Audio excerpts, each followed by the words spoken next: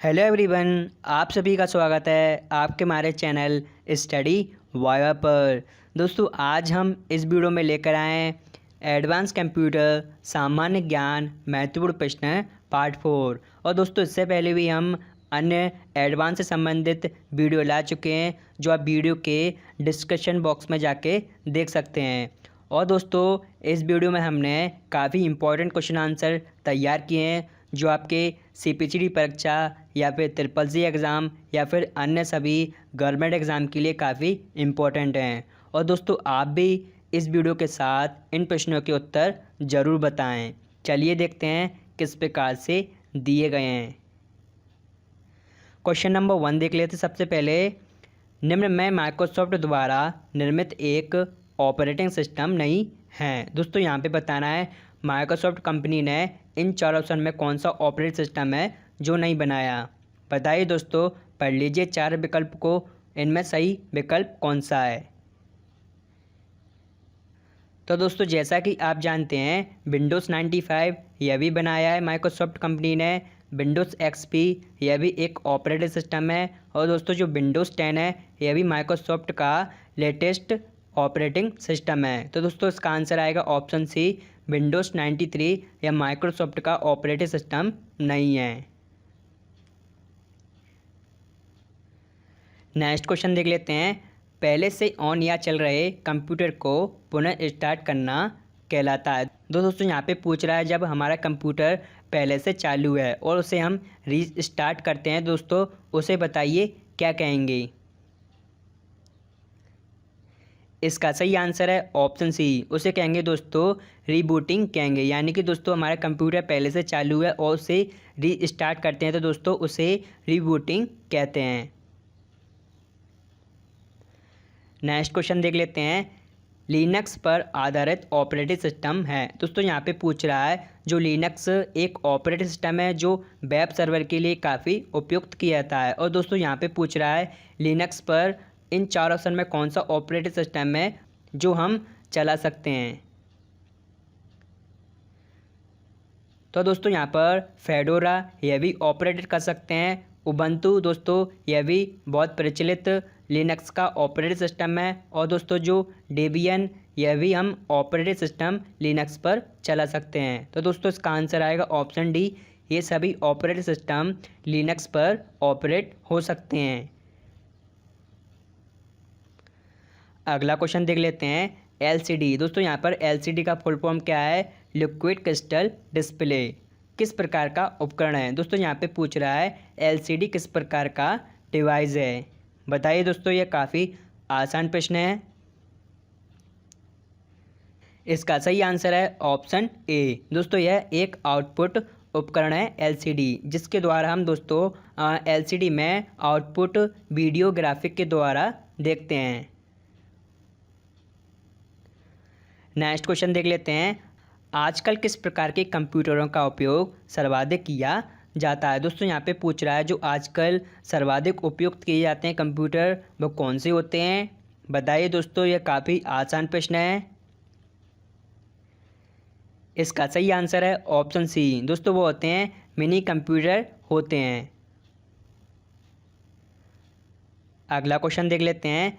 Silicon क्या है। दोस्तों, यहाँ पे पूछ रहा है जो सिलिकॉन होती है उसे क्या कहते हैं या फिर वो क्या होती है, जिसका उपयोग इलेक्ट्रॉनिक सर्किट बनाने के लिए किया जाता है।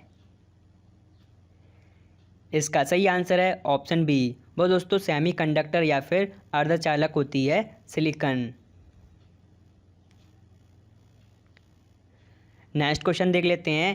ANSI का पूरा नाम क्या है। दोस्तों, यहाँ पे पूछ रहा है ANSI का फुल फॉर्म क्या है। इन 4 ऑप्शन को आप पढ़ लीजिए अच्छे से, इसका आंसर आपको जल्दी मिल जाएगा।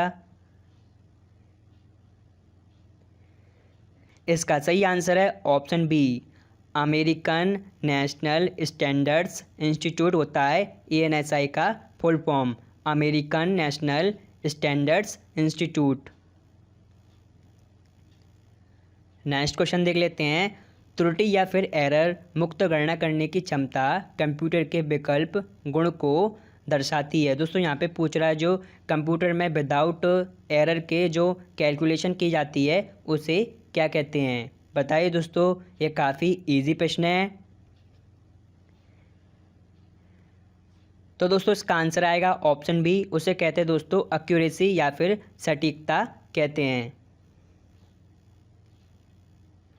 नेक्स्ट क्वेश्चन देख लेते हैं, बायोस या बेसिक इनपुट या आउटपुट सिस्टम को अन्य किस नाम से जानते हैं। दोस्तों यहाँ पर बायोस का फुल फॉर्म क्या है, बेसिक इनपुट और आउटपुट सिस्टम होता है बायोस का फुल फॉर्म। और दोस्तों यहाँ पे पूछ रहा है बायोस को हम अन्य किस नाम से जानते हैं। बताइए दोस्तों, इसके बारे में आपने पढ़ा होगा। तो दोस्तों यहाँ पर इसका आंसर आएगा ऑप्शन सी, उपयुक्त विकल्प दोनों। यानी कि दोस्तों रोम बायोस के नाम से भी जानते हैं हम बायोस को, और पीसी बायोस के नाम से भी जानते हैं बेसिक इनपुट और आउटपुट सिस्टम को। नेक्स्ट क्वेश्चन देख लेते हैं, DRAM का निम्न में सही विस्तार कौन सा है। दोस्तों यहाँ पे पूछ रहा है DRAM का फुल फॉर्म कौन सा है इन चार ऑप्शन में। बताइए दोस्तों, ये काफ़ी इजी प्रश्न है। इसका सही आंसर है ऑप्शन डी, यानी कि डायनेमिक रैंडम एक्सेस मेमोरी होता है DRAM का फुल फॉर्म। अगला प्रश्न देख लेते हैं, विंडोज़ मेमोरी डंप फाइल का एक्सटेंशन क्या है। दोस्तों यहाँ पे पूछ रहा है विंडोज़ मेमोरी डंप फाइल का फाइल एक्सटेंशन नेम कौन सा है इन चार विकल्प में है। बताइए दोस्तों, ये काफ़ी इम्पोर्टेंट क्वेश्चन है। इसका सही आंसर है ऑप्शन सी, यानी कि .dmp होता है dump file extension, memory dump file extension का पूरा नाम। अगला क्वेश्चन देख लेते हैं, वोल्टमीटर एवं बैरोमीटर किस प्रकार के कंप्यूटर का उदाहरण है। दोस्तों यहाँ पे पूछ रहा है जो वोल्टमीटर होता है और बैरोमीटर होता है वो किस प्रकार के कंप्यूटर पर कार्य करते हैं। इसका सही आंसर है ऑप्शन बी, एनालॉग कंप्यूटर पर आधारित होते हैं वोल्टमीटर और बैरोमीटर। नेक्स्ट क्वेश्चन देख लेते हैं, लिखित प्रोग्राम जिसके कारण कंप्यूटर वांछित तरीकों से कार्य करते हैं तो वह कहलाता है। दोस्तों यहाँ पे पूछ रहा है एक लिखित प्रोग्राम होता है जिसे कंप्यूटर पर वांछित तरीकों से कार्य किया जाता है। बताइए दोस्तों, उसे क्या कहते हैं। बहुत ही आसान है, बताइए इसका आंसर क्या होगा। इसका सही आंसर है ऑप्शन सी, उसे कहते हैं दोस्तों सॉफ्टवेयर कहते हैं।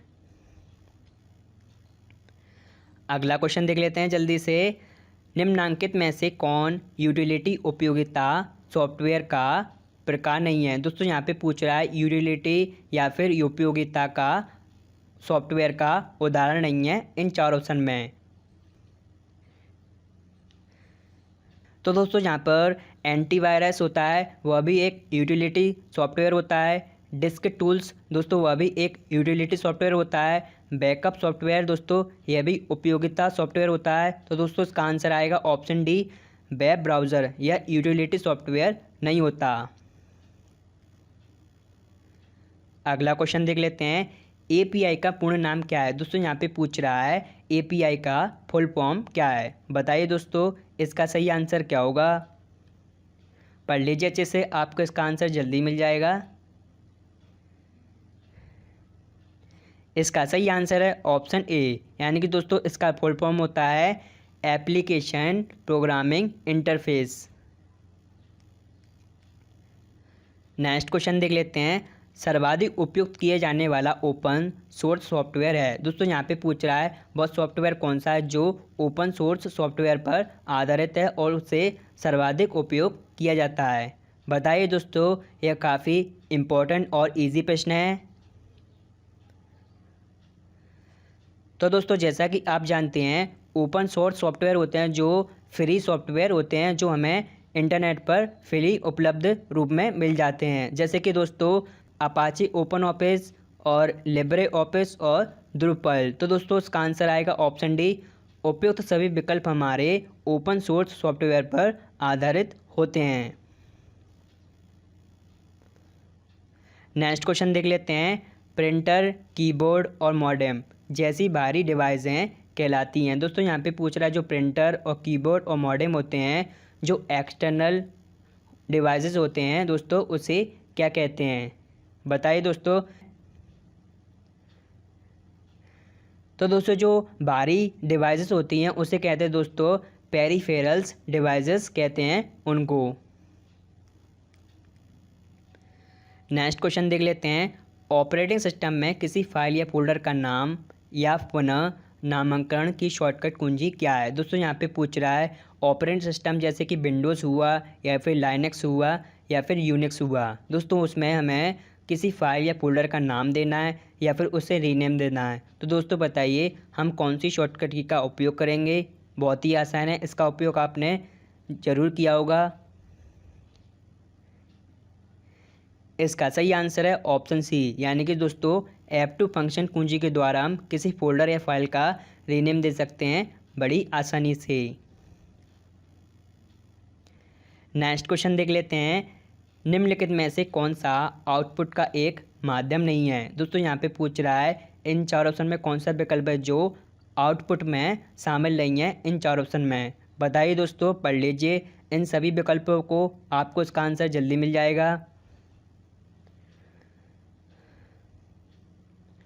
तो दोस्तों जैसा कि आप जानते हैं मॉनिटर के द्वारा हम आउटपुट यानी कि वीडियो के रूप में आउटपुट प्राप्त करते हैं। हेडफोन के द्वारा दोस्तों हम ऑडियो के रूप में आउटपुट लेते हैं। स्पीकर के द्वारा दोस्तों हम ऑडियो के रूप में आउटपुट लेते हैं। प्रिंटर के द्वारा दोस्तों हम प्रिंट आउट के द्वारा आउटपुट लेते हैं। और दोस्तों जो प्रोजेक्टर होता है उसमें हम चलचित्र के द्वारा आउटपुट प्राप्त करते हैं प्रोजेक्टर में। और दोस्तों जो प्लॉटर होता है उसमें हम जो ग्राफिक्स के चित्र होते हैं उसको आउटपुट के रूप में प्राप्त करते हैं। इसका सही आंसर आएगा ऑप्शन ए। दोस्तों जो माइक्रोफोन होता है उसे हम वॉइस को कंप्यूटर में इनपुट करते हैं बड़ी आसानी से। तो दोस्तों ये इनपुट डिवाइस में आता है माइक्रोफोन। और दोस्तों जो लाइट पेन होता है उसे भी हम इंफॉर्मेशन को कंप्यूटर में इनपुट करते हैं लाइट पेन के द्वारा। दोस्तों यह भी एक इनपुट डिवाइस होता है। दोस्तों ये सभी डिवाइस हमारे आउटपुट होते हैं और दोस्तों ये दोनों डिवाइस इनपुट होते हैं। दोस्तों ये काफ़ी इम्पोर्टेंट आउटपुट डिवाइस हैं। अगला क्वेश्चन देख लेते हैं। पब्लिक डोमेन सॉफ्टवेयर है। दोस्तों यहाँ पे पूछ रहा है इन चार ऑप्शन में कौन सा सॉफ्टवेयर है जो पब्लिक डोमेन सॉफ्टवेयर है। तो दोस्तों उसे कहते हैं पब्लिक डोमेन सॉफ्टवेयर होता है उसे कहते हैं दोस्तों जो इंटरनेट पर मुफ्त में उपलब्ध होता है सॉफ्टवेयर, उसे दोस्तों हम पब्लिक डोमेन सॉफ्टवेयर कहते हैं। नेक्स्ट क्वेश्चन देख लेते हैं। कीबोर्ड की संरचना किस व्यक्ति द्वारा की गई थी। दोस्तों यहाँ पे पूछ रहा है जो कीबोर्ड होता है हमारा एक इनपुट डिवाइस होता है उसकी खोज किस व्यक्ति के द्वारा की गई थी। बताइए दोस्तों, ये काफ़ी इम्पोर्टेंट क्वेश्चन है, यह हर एग्ज़ाम में पूछा जाता है। तो दोस्तों जैसा कि आप जानते हैं क्रिस्टोफर लॉथम के द्वारा कीबोर्ड की खोज की गई थी। और दोस्तों जो माउस होता है डॉक्टर डगलस इंजेलबार्ट के द्वारा की गई थी इसकी खोज। और दोस्तों जो कार्ल फर्डिनेंड ब्रॉन उसके द्वारा दोस्तों मॉनिटर की खोज की गई थी, यानी कि कैथोड रे ट्यूब की खोज की गई थी कार्ल फर्डिनेंड ब्रॉन के द्वारा। और दोस्तों जो फेडरिको फैगिन है उनके द्वारा दोस्तों कंप्यूटर प्रोसेसर यानी कि इंटेल 4004 प्रोसेसर की खोज की गई थी फेडरिको फैगिन के द्वारा। नेक्स्ट क्वेश्चन देख लेते हैं। प्रोग्राम के टेस्ट रिजल्ट और प्रिंटआउट के साथ साथ प्रोग्रामिंग चक्र और प्रोग्राम का विस्तृत लिखित विवरण कहलाता है। दोस्तों यहाँ पे पूछ रहा है जो हमारा प्रिंटआउट के रूप में एक उपलब्ध होता है जो प्रोग्रामिंग चक्र और प्रोग्राम का विस्तृत लिखित विवरण होता है, तो दोस्तों उसे क्या कहते हैं। बताइए दोस्तों, यह काफ़ी इजी प्रश्न है। तो दोस्तों जो हमारा डॉक्यूमेंटेशन होता है और प्रोग्राम का विस्तृत लिखित विवरण होता है डॉक्यूमेंटेशन। अगला क्वेश्चन देख लेते हैं। निम्न में से कौन सा माइक्रोसॉफ्ट विंडोज़ का प्रथम संस्करण है। दोस्तों यहाँ पे पूछ रहा है जो माइक्रोसॉफ्ट विंडोज़ है उसका पहला वर्जन कौन सा है इन चार विकल्प में। बताइए दोस्तों, ये काफ़ी इम्पोर्टेंट क्वेश्चन है। इसका सही आंसर है ऑप्शन बी, विंडोज़ 1.0 या माइक्रोसॉफ्ट विंडोज़ का पहला वर्जन था। अगला क्वेश्चन देख लेते हैं। कोई कंप्यूटर जो सर्वर के माध्यम से इंटरनेट से जुड़ा होता है तो कहलाता है। दोस्तों यहाँ पे पूछ रहा है जो जब कोई कंप्यूटर सर्वर के माध्यम से इंटरनेट से जुड़ा है। तो दोस्तों उसे बताइए क्या कहेंगे। इसका सही आंसर है ऑप्शन सी। दोस्तों उसे कहेंगे वेब क्लाइंट, कहते हैं उसे वेब क्लाइंट।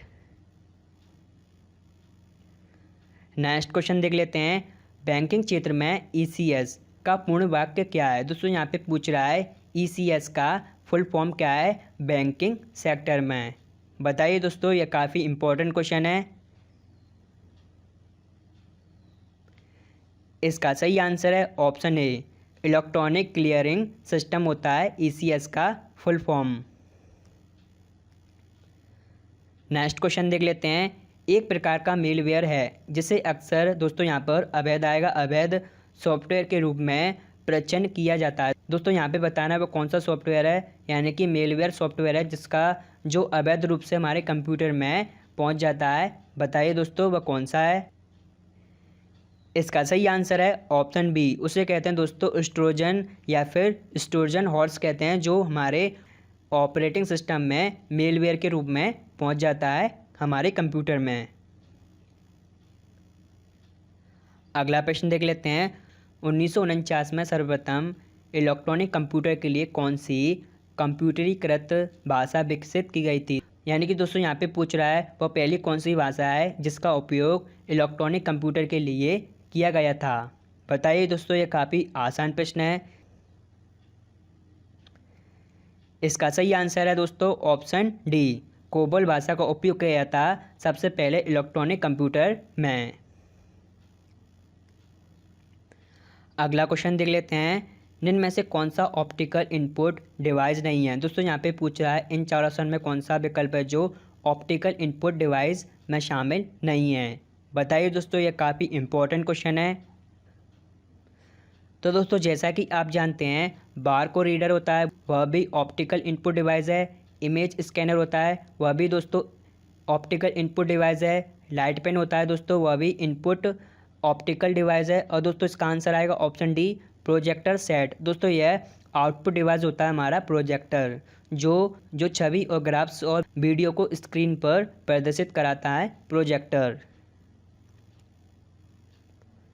नेक्स्ट क्वेश्चन देख लेते हैं। प्रिंटर की आउटपुट क्वालिटी को विकल्प में मापा जाता है। दोस्तों यहाँ पे पूछ रहा है जो प्रिंटर होता है उसकी आउटपुट क्वालिटी होती है उसे किस में मापा जाता है। बताइए दोस्तों, ये काफ़ी इंपॉर्टेंट क्वेश्चन है जो आपके किसी भी एग्ज़ाम में पूछा जा सकता है। तो दोस्तों जो प्रिंटर के द्वारा प्रिंट आउट निकाला जाता है उसकी क्वालिटी को DPI यानी कि डॉट पर इंच में भी मापते हैं, और दोस्तों से PPI यानी कि पिक्सल पर इंच में भी मापते हैं हमारे प्रिंट आउट को, जो हमारे प्रिंटर के द्वारा आउटपुट रूप में प्राप्त किया जाता है। चलिए दोस्तों देख लेते हैं लास्ट प्रश्न। एक भंडार उपकरण जिसे आसानी से फाइल साझा करने की क्षमता प्रदान करने के लिए एक नेटवर्क से जोड़ा जा सकता है। तो दोस्तों बताइए वह क्या कहलाता है। इसका सही आंसर है ऑप्शन बी, उसे कहते हैं दोस्तों नेटवर्क अटैच्ड स्टोरेज कहते हैं, यानी कि NAS कहते हैं, नेटवर्क अटैच्ड स्टोरेज। चलिए दोस्तों मुझे उम्मीद है ये सभी प्रश्न आपको अच्छे से समझ में आ गए होंगे जो एडवांस कंप्यूटर से संबंधित थे। और दोस्तों ये प्रश्न आपको कैसे लगे वीडियो को लाइक करके ज़रूर बता दें। और दोस्तों जैसा कि आप जानते हैं यदि आप चैनल पर नए हैं तो प्लीज़ इस चैनल को सब्सक्राइब कर लें। इसी तरह हम कंप्यूटर से संबंधित एडवांस क्वेश्चन आंसर लाते रहेंगे। चलिए दोस्तों वीडियो देखने के लिए धन्यवाद।